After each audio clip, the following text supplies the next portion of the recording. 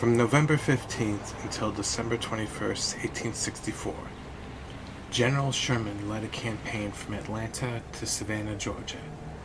This campaign would be known as Sherman's March to the Sea.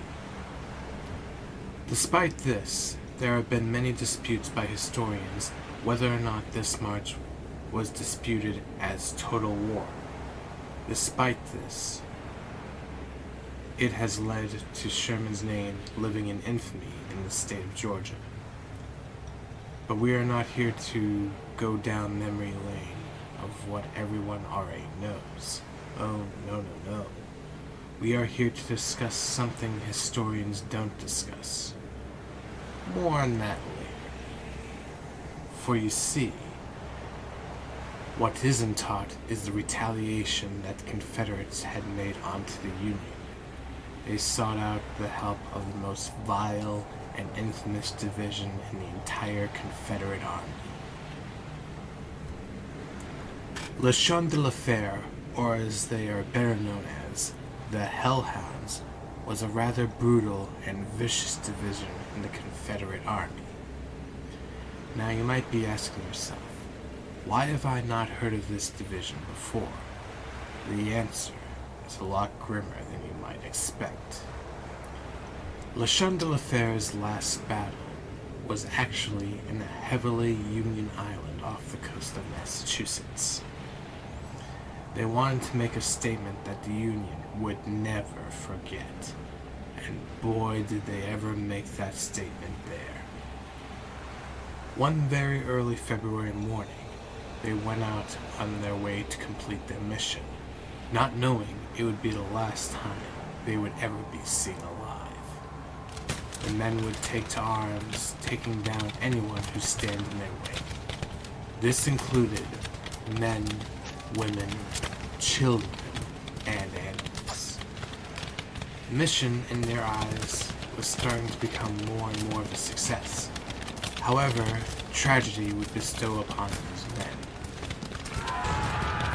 For in a mere matter of minutes, they realized the situation they were in. In an instant, there were blood-curdling screams, followed by silence.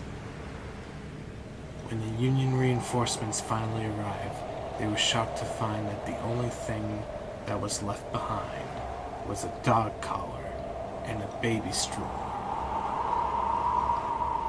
The town was completely abandoned.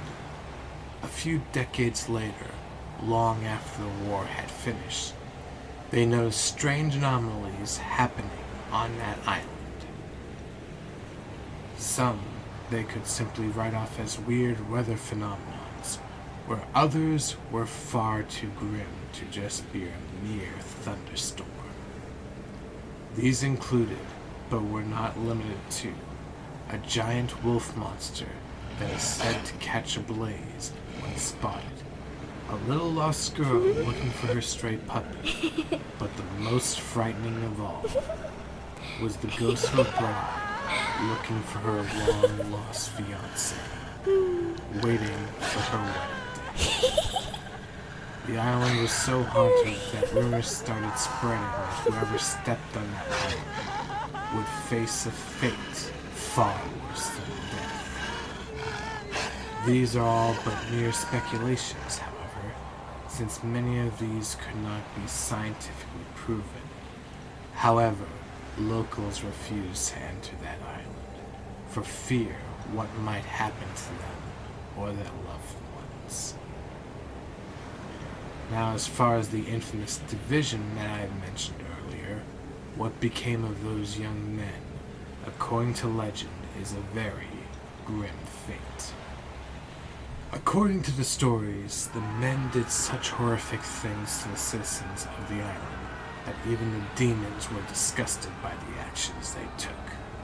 So disgusted, according to legend, that they themselves dragged them on a one-way ticket to hell, where they, along with many other demons, would playfully torture these men. This, of course, relates back to the old superstitions that they used to have back in the day. Although, I would not put it past them if these rumors turned out to be true. As for those tortured little souls that those men simply extinguished their light, I fear that they are but mere casualties in this, quote, war.